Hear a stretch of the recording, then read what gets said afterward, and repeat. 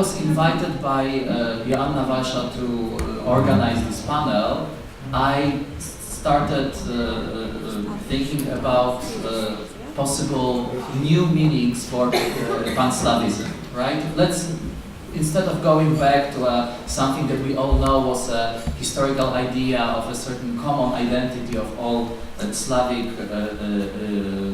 people, nations, states, whatever we want to call it, I started thinking about how we could provide a new interpretation for this Panslawism. And I recalled its resemblance that maybe some of you are aware of, that for instance, in the English language, but it's same in French or Spanish, Slav as an ethnic identity and slave are etymologically related. This relation, it does not come from antiquity, it turned out. I did a little bit of linguistic research. It comes from Middle Ages, especially 11th century, when Slavs were captured in the wars with various German states and then sold as slaves to various European countries. And the basic intuition, the basic idea behind this session is that this link, Slav-slave, actually allows us to see our identity and our problems in a new way. So I will just say a few words about what kind of context, what kind of meanings we could add here, we could explore in order to understand this link between Slav and slave. So of course, and this is a sort of starting point, something quite well diagnosed by, for instance, French historian Fernand Braudel, but also American sociologist Immanuel Wallerstein.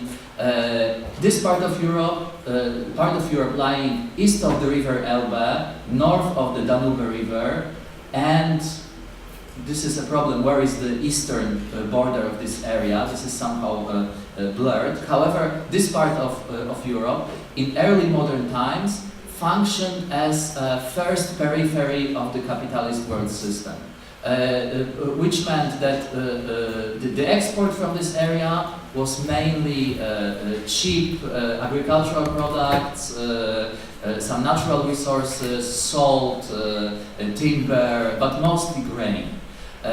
This resembled to the way, later on in history, to the way European colonies in exotic places functioned, yes, like India, South America, parts of Africa, etc. So this is the first kind of meaning we could give to this slave Slav, yes? The Slavs were slaves in the sense that they performed the same kind of work or they filled the same kind of function that was later filled by, in many cases, slave work in colonial reality. But this is not, of course, this is not the end. We have an internal social reality within this sphere, Central Eastern Europe, particularly the so-called Polish-Lithuanian Commonwealth. So we have the problem of serfdom. Serfdom, a form of social relation that started disappearing in Western Europe in late Middle Ages and in early modern times, and with time it completely disappeared. In the eastern part of the continent, that was not the case. Serfdom was getting more and more, was getting harder and harder and more oppressive for the populations that were enslaved. This is a question, this is more a question that we should explore, and maybe it's going to come in the discussion, to what extent serfdom can be compared to slavery. For sure, it's not completely the same thing. One important distinction, difference, in slavery, people were sold individually, which led to destruction of families, and social consequences were quite important, social consequences of this practice. In serfdom, there was such a thing as trafficking human beings, however, they were only sold in group with the villages that they belonged to. So this is an important distinction. However, if we, for instance, look at the portrait that is drawn by Daniel Beauvoir, present here, who is going to be the first speaker, the picture of the relations between Polish aristocracy and peasants who are working in their latifundias, yes, we could use this term. It resembles quite a lot to slavery. So again, we have a new meaning of this term. The Slavic zone, we could say, in Europe was also the zone, the sphere of slavery in this sense. Another problem that somehow relates to this process is Polish colonization and Polish attitude towards what we call Kresy. Yes, the eastern territories that were somehow controlled by Polish-Lithuanian Commonwealth. Of course, it refers to Polish-Lithuanian relationships, but first of all and mainly to Polish-Ukrainian ones. So the spread of Polish culture, Polish political system, in this sense, that's one of the theses, of course, this is a subject of discussion, was a spread of slavery, of this kind of social relations. And last but not least, a very important question, we can also talk about a certain kind of symbolic dependence and symbolic, maybe slavery, it's too strong, however, dependence and a certain inferiority for sure. And this is very, very well explored by Alexander Kiosev, who is also going to take part in our panel in the second session. When we look at the history of Western Europe, we can see that their history is also a universal history. French Revolution or American Revolution were, of course, certain events in French and American history, but they are regarded as a part of a universal history of humanity. Polish uprising of January or other important events in the Polish history are regarded as our particular problems. They do not pertain to universal history. So this is a kind of feeling of inferiority and dependence that we can have, because our history never becomes universal history. So my proposition for this session was to somehow turn this perspective, to try to look in a different way. Because if we, for instance, treat development of this part of Europe as a part of a wider process, namely development of capitalist economy, then we can very well see that what was happening here was also part of universal history, the history of capitalism. So this is very important for me, because those of you who come from Poland, you know it quite well, or if you know Polish social history and Polish debates, this kind of attitude of playing victim, something bad happened to us, we were treated in a bad way, and so on, is a part of a sort of like a everyday Polish identity, Polish attitude. And I think it's very unfortunate. I don't want to repeat this. So by saying that we're slaves, I don't want to say again that we're victims. Quite the contrary, I would like to show to this perspective where actually what was happening here was also a part of a larger universal process. Universal in the sense of being ubiquitous, right? Of being global at a certain moment, which is the spread of capitalism and also building of modernity. So if, for instance, nowadays we say China is also capitalism, it's not only Silicon Valley, in this sense we can say historically what happened in Central and Eastern Europe was also part of capitalism, and not only Industrial Revolution in the West and all these fabulous achievements that we talk about. That's it for the beginning. We'll divide our meeting here in two parts.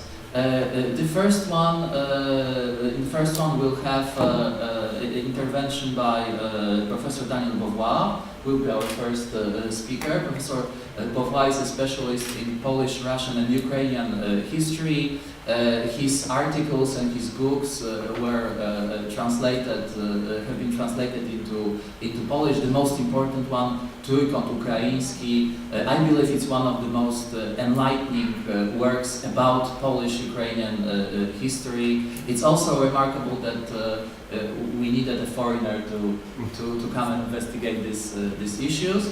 The intervention of Professor Beauvoir will be followed by an intervention by Anna Sosnowska, who is a historian and social cultural theorist. She's the author of a very important book, Zrozumieć zacofanie. So far, I think not translated into English? Or no, not yet. Not yet translated into English. This book explores the Polish school of economic history, associated with such names as Witold Kula, Marian Małowist, Jerzy Topolski, and Andrzej Wyczański. Again, what I said at the beginning, Professor Beauvoir is going to talk in Polish. For those of you who need translation into English, please group at this part, in this corner of the room. And later in the discussion, interventions by Professor Beauvoir will be translated directly. It's only for this beginning. Welcome, and the floor is yours. Dziękuję. Dziękuję najpierw za zaproszenie i za zaszczyt wielki dla mnie. Przepraszam, że nie mówię po angielsku, niestety, chociaż nauczyłem się dość długo, ale nie douczyłem się. Natomiast o ile staram się mówić po polsku i uważam się trochę za słabistę, to postaram się być na poziomie.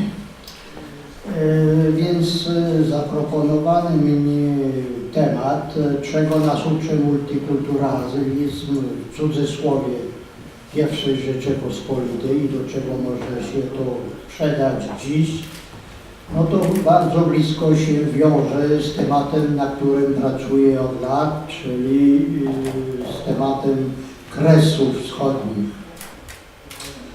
Ale zastrzegam od początku, że to nie jest problem czysto polski, to jest w ogóle problem straconych ziem, straconych imperiów, straconych hegemonii, straconych władz, wpływów. Zawsze i wszędzie to powoduje żale, wrażenie kaleczenia, skłonność do rozpamiętywania, odbudowywania mentalnych map, dochodząca czasem do odrzucenia zaistniałej sytuacji i może częściej do tworzenia sfałszowanej przeszłości dla, no w cudzysłowie może również dla zachowania twarzy, dla unikania rachunku sumienia lub brania odpowiedzialności za pewne fakty. Jest to zawsze deska ratunku dla zachowawczej części społeczeństwa, dla zachowawczych środowisk. Dla Francuzów na przykład nie chcących pogodzić się z utratą kolonii, to może i dla Rosjan żałujących radzieckie imperium, dla Amerykanów głoszących dobrodziejstwa ich ekspansji na Daleki Zachód. To wszędzie można spotykać takie zjawiska, więc to nie jest typowo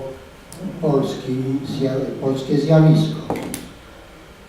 Sprawa zachowawczej wizji Polaków dotyczącej idealności, wielkości ich dawnej Rzeczypospolitej, tej pierwszej, od morza do morza i od Poznania do Smoleńska, ma wiele podobnych cech, ale i odmienne aspekty również.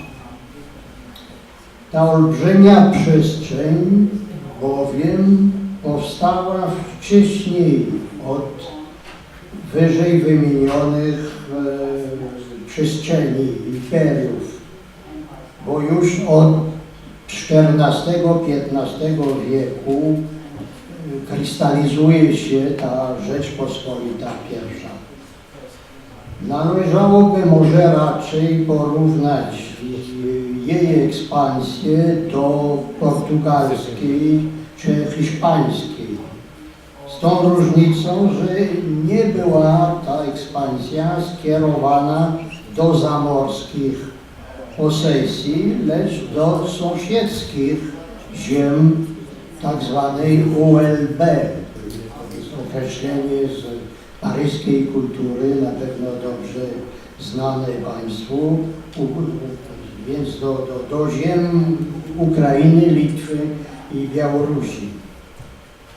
Czysto kolonialnych metod zniszczenia miejscowych ludności i zastąpienia ich przez obcych niewolników tam nie stosowano.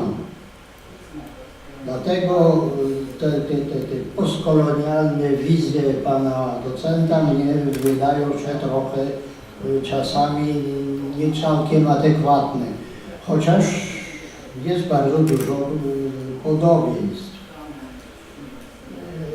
Chociaż więc nie stosowano takich metod, prowadzenie własnego systemu feudalno-pańszczyźnianego wraz z narzuceniem panującej religii stworzyły czterowiekową sytuację, w której stosunki międzyludzkie bardzo zbliżone były do reżimu kolonialnego.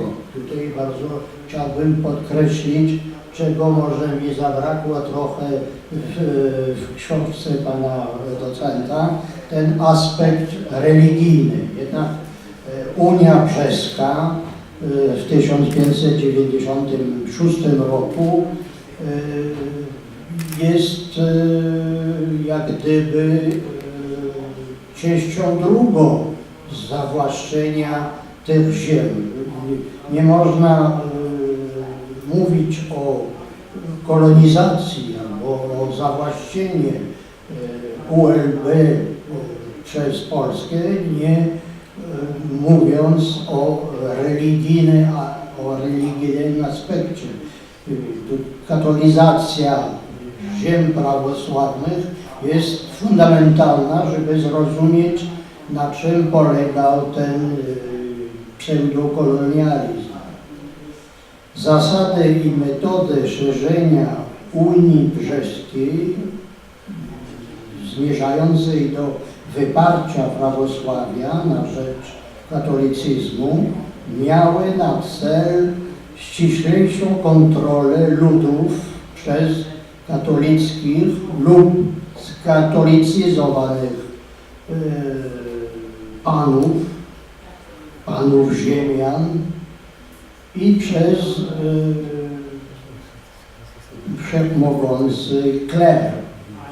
To jest bardzo, bardzo ważny dla mnie aspekt tego zagadnienia. Żywiołowe bunty chłopów niewolników właściwie, jak pan tutaj podkreślił, w XVII-XVIII wieku, zaczynając od powstania może Pawluka i dalej Chmielnickiego i w XVIII wieku rzeź humańska i tak dalej, to wszystko sygnalizuje siły rdzennych kultur, rdzennych miejscowych tożsamości i to dla nich najważniejsze. Trzeba to zrozumieć. Ale zostały ciągle stłumione i nie zmieniły hegemonii władzy warszawskiej, władzy właściwie szlacheckiego Sejmu, czyli władzy tych panów, o których mówiłem. Bo to w żadnym wypadku, jak znowu pan docent tu podkreślił w swojej książce, to żadna władza królewska, ale władza magnacka. Feudalne ujarzmienie chłopów nie zmieniło się z wykreśleniem Rzeczypospolitej z mapy europejskiej przez rozbiory. Zmieniło się szybciej w zaborze pruskim, bo już w 1808 roku i austriackim w czasie Wiosny Ludów, lecz w zaborze rosyjskim, jak wiadomo, poddaństwo i to poddaństwo polskie, to jest poddaństwo, zależność chłopów od Polaków trwała bardzo długo, właściwie bez zmian do zniesienia poddaństwa przez Aleksandra II. Rosjanie aż do powstania styczniowego, ba nawet do rewolucji październikowej, nie zmienili zależności chłopstwa ULB od polskich panów. Oni są obecni i są główną siłą na tych ziemiach, mimo władzy rosyjskiej. W całym XIX wieku panowie ci pozostali narzędziami nowego imperium rosyjskiego i mogli liczyć na poparcie carskiej władzy dla dalszego, pełnego kontrolowania swoich tak zwanych dusz, swoich chłopskich dusz. Dlatego między innymi cały czas jakaś mentalna mapa dawnej Rzeczypospolitej pozostała w głowach Polaków, ziemian, stanu posiadającego i dawała o sobie znać w ciągu całego XIX wieku. Jak Napoleon rozpoczyna swoją kampanię moskiewską, no to w imieniu tak zwanej II wojny polskiej, czyli w imieniu ponownego zawładnięcia tak zwanych ziem zabranych. I tak ta idea się powtarza w ciągu całego wieku XIX. W czasie powstania listopadowego mamy ten sam trend do odzyskania tych ziem.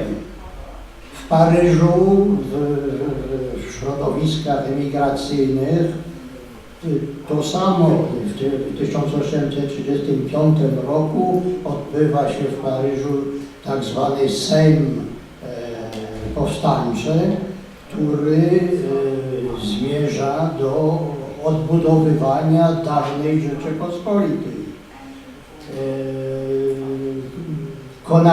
Stanisław Konarski w 1939 roku jedzie na Ukrainę i tam tworzy tak zwane Stowarzyszenie Ludu Polskiego, co jest czystą fikcją, bo tam ludu polskiego nie ma, ale dla umysłów polskich to była oczywistość, że te ziemie są polskimi i że nie może być inaczej. On to przepłacił życiem niestety dla niego. No i to się powtarza w ciągu styczniowego powstania, o którym będzie mowa w końcu roku, bo będzie piękna sesja na uniwersytecie na ten temat i będę miał przyjemność tam też się wypowiedzieć na temat iluzji Polaków w czasie powstania styczniowego. Aż znowu ta idea pomajaczyła Piłsudskiemu w Wilnie i w Kijowie. Mocno odżyła również na Wołyniu pomiędzy wojnami i wiemy, jakie były skutki. Dziś właśnie mamy 70-lecie wydarzeń na Wołyniu, więc to Nie potrzebuję przypomnieć Państwu, o co chodzi. Aż po sowieckim zaćmieniu znowu wybuchła w postaci tak zwanych kresów w najnowszym okresie po wyzwoleniu, po odzyskaniu niezależności. Od tego czasu panuje w Polsce tak zwana kresomania, która nabiera czasami rozmiary troszeczkę podejrzane, że tak powiem. Od 25 lat znowu na całego kwitnie gloryfikacja wielkości Polski poprzez kultywowanie mitów wschodnich, Kresy jako oaza demokracji szlacheckiej, jako kolebka sarmatyzmu, jako przestrzeń rycerskości w duchu Sienkiewicza, jako raj tolerancji pod skrzydłem cudownych Madon, no i przede wszystkim jako wzór współżycia ludów z ULB z wyższymi cywilizacyjnie Polakami, kulturtragerami tych wiecznie dzikich step i bagien. Wszystko w duchu polskocentryczności, polskiego slawizmu, odpowiednika panslawizmu rosyjskiego. Bo Rosjanie mówią o Rosji tryjedinej, prawda? Czyli sama Rosja, Białoruś i Ukraina, tryjedinaja Rosja. I to jest oś właściwie imperium, czy carskiego, czy sowieckiego. A Polacy mówią o tym samym, z tym, że i to jest bardzo wyraźne w godle na przykład powstania styczniowego, tam gdzie orzeł biały, pogoń i archanioł Michał sąsiadują ze sobą i symbolizują tą jedność, prawda, terytorium i Rzeczypospolitej. Od 50 lat, od czasów moich badań nad Uniwersytetem Wileńskim, wydanym w 1977 roku, staram się wyprostować w miarę moich możliwości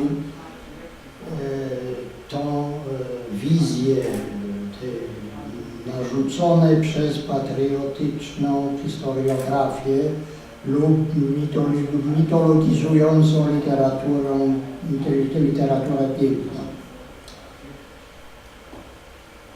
Nie przeszkadza to temu, że skromnie przypomnę oficerem Orderu Zasługi Polskiej, a jednak walczę z tak zwaną afirmatywną historią, afirmatywną polityką historyczną wobec historii, bo to naprawdę dla mnie zupełnie obce. Nie posuwam swej miłości Polaków i Polek aż do obrony modelowego znaczenia dawnej Rzeczypospolitej dla Unii Europejskiej, jak ja to od czasu do czasu czytam w różnych publikacjach, lub dla wschodnich sąsiadów, którzy podobno bardzo dużo czerpali ze wzorów polskich. Przypomina mi to podejrzane patrzenie Putina na swoją bliską zagranicę. No, właściwie w pojęciu kresów jest bardzo dużo podobnych może sentymentów jak w pojęciu bliskiej zagranicy u Rosjan. Dla mnie najważniejszym jest zachowanie trzeźwości wobec zalewu arkadyjskich mitów kresowych, wobec ustawicznego uwznioślenia autowizerunku narodowego. Należałoby może zmierzać do całościowej nareszcie historii, uwzględniającej racje i reakcje innych, reakcje sąsiadów. Przecież oni są częścią składową tej wspólnoty europejskiej. Jest to niemożliwe bez czujnego, niesłabnącego autokrytycyzmu, bez świadomości, może bez uznania, wyłaniania się nowych tożsamości już od 2 wieków właściwie, bez odrzucenia kresów jako wyłącznej ziemi ojczystej, jako imagine community, jak mówi Benedict Anderson. I tutaj bardzo się cieszę właśnie, że ukazała się niedawno książka pana profesora, bo naprawdę wydaje mi się, że to idzie w dobrym kierunku. Ta rewizja licznych punktów, no, niby patriotycznych, ale niebezpiecznych dla europejskiej wizji. Wszystkie moje badania archiwalne, do których odsyłam miłych słuchaczy,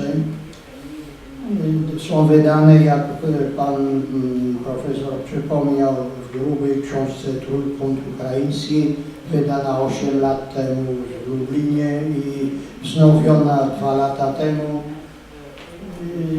lub w publicystyce. Ja nawet pisałem na ten temat niedawno na okładce płyty folk rockowej dla zespołu Ruta. Odsyłam słuchacze też do tego tekstu, gdzie ja streszczam wszystkie całe łoniczy buntów chłopskich na Ukrainie.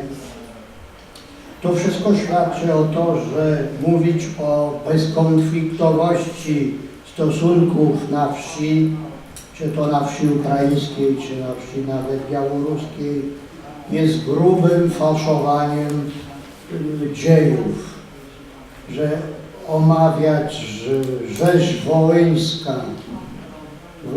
wołyńską nie można bez sięgania daleko wstecz, odwołując się tylko do polityki międzywojennej, to niczego nie można zrozumieć. Trzeba sięgać do całego okresu pańczyźnianego, do od XVI do XIX wieku. Wtedy coś można zrozumić z tego wybuchu nienawiści w 1943 roku. I wtedy można prowadzić pewien może rachunek sumienia. Wszystkie stereotypy o sprawiedliwie rządzące w Panach z ich pobłażliwym podejściem do trochę zapóźnionego rozwojowo, jak to się wtedy mówiło, naszego ludu, naszego kochanego ludu, bardzo boleśnie nałożyły się na antagonizmy wobec rządzącej mniejszości polskiej. Trzeba to sobie uświadomić. Nie był to kolonializm może całkowicie czysty, że tak powiem, lecz przedłożenie feodalizmu ze swymi okrutnościami. I w rezultacie to jest prawie to samo. Nie głoszę przy tym, jak mi czasem mówią, wizji historii opartej na walce klas. To nie jest w w moim zamiarze. Stwierdzam tylko ogrom stanowej nierówności. Nie zapominajmy, że Stany zostały zlikwidowane w Polsce dopiero przez pierwszą konstytucję II Rzeczypospolitej, czyli po I wojnie światowej. I ta stanowa nierówność ma głębokie skutki aż do dziś. Wydaje mi się, że to istotniejsze lub przynajmniej tak samo ważne, jak patrzenie na kresę wyłącznie przez pryzmat piękna lub przez pryzmat historii sztuki pałacowej czy katolickiej. To wszystko bardzo istotne oczywiście, ale to nie wystarcza i najczęściej tylko o tym się mówi, o tym pięknie, o tej harmonii, to wcale to cząstkowe. Nie należy zapominać, że aż do końca II wojny światowej mocarstwowa wizja wielkiej, znowu w cudzysłowie, Rzeczypospolitej grała znaczną rolę w definicji zagranicznej polityki AK. AK walczyła o odzyskanie dawnych granic, prawda? No, czyli w tym tkwiła bardzo wielka niesprawiedliwość wobec sąsiadów. I znacznie po wojnie w latach 70. Mieroszewski w kulturze paryskiej musiał jeszcze walczyć z imperializmem polskim, jako wyraźnie mówił. Ja bym jako Francuz się nie ośmielił tak się wyrazić, ale Mieroszewski tak mówił. Dzisiejsza kresomania więc wydaje mi się instrumentalizacją dawnych mitów i zacieraniem dawnych, może i nawet nowszych konfliktów na użytek podbudowywania nowej mocarstwowej Polski. To jest absurd. Ta niebezpieczna gra, podobna do gry neokolonizatorów francuskich, niestety też ich nie brak. No, przecież lepiej byłoby, jak to zaczął zrobić ośrodek Karta tutaj w Warszawie, wspólnie z historykami ULB budować wspólną przestrzeń, właśnie tą inną przestrzeń, o której tutaj mowa, gdzie nie będzie miejsca dla kłamstwa o sarmackiej wspólnocie, o harmonijnym współżyciu, o świecie egalitarystycznym, ponadetnicznym, tolerancyjnym i demokratycznym. Zdrową historię, proszę Państwa, wydaje mi się, należy pisać bez zachwytu, spokojnie i sięgając do archiwów. Pisać historię nie dla pięknoduchów, a dla trzeźwych obywateli, dla studentów, dla uczniów, którzy będą również obywatelami. I to wszystko ma być napisane w świetle kochanego mego francuskiego rozumu i praw człowieka. Jeżeli kiedyś do tego dojdzie, no to będziemy żyli we wspólnej Europie. I wydaje mi się, że świat będzie trochę lepszy. Dziękuję bardzo.